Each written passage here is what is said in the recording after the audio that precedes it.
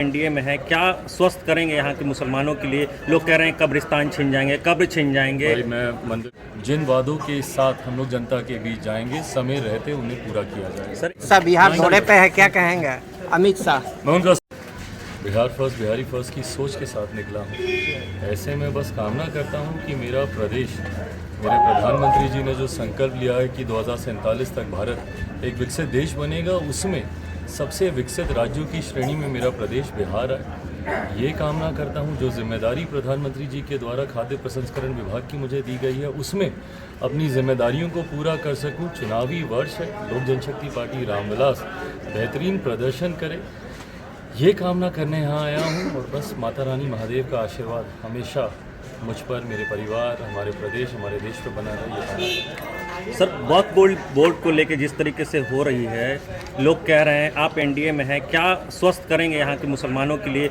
लोग कह रहे हैं कब्रिस्तान छिन जाएंगे, कब्र छिन जाएंगे। भाई मैं मंदिर के प्रांगण में हूँ, राजनीतिक ज़्यादा कोई चर्चाएं नहीं करूँगा, बट हाँ मुझे लगता है जितनी चर्चा होनी थी इसके लिए प्रधानमंत्री जी के द्वारा एक कमेटी का गठन कर दिया गया था। जेपीसी में हर राजनीतिक दल को अपनी बातें रखने का मौका मिला है, और यही हम लोग की चाहत भी थी कि जितने भी स्टेक होल्डर्स हैं कम से कम उनको अपनी बातें रखने का मौका मिले।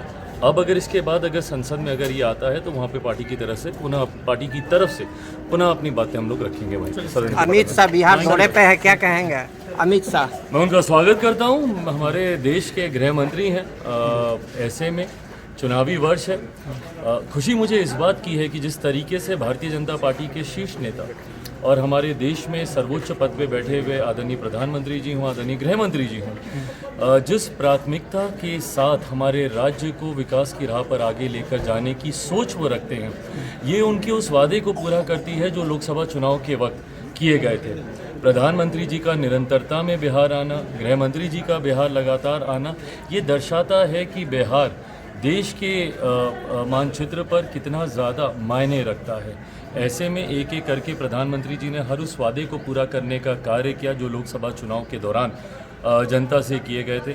आज जब गृह मंत्री जी भी आए हैं, गोपालगंज में भी उन्होंने जहां एक तरफ जनसभा को संबोधित किया है, तो वहीं सैकड़ों करोड़ की योजनाओं का भी उन्होंने शुभारंभ किया है।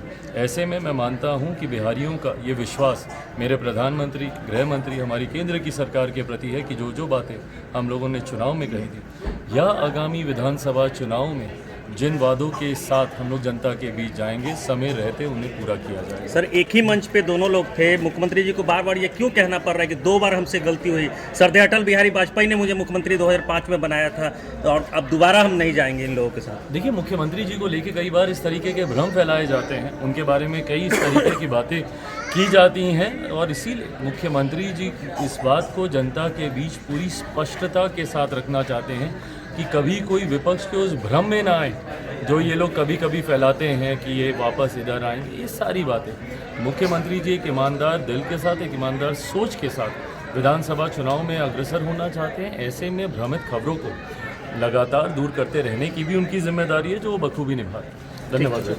Thank you.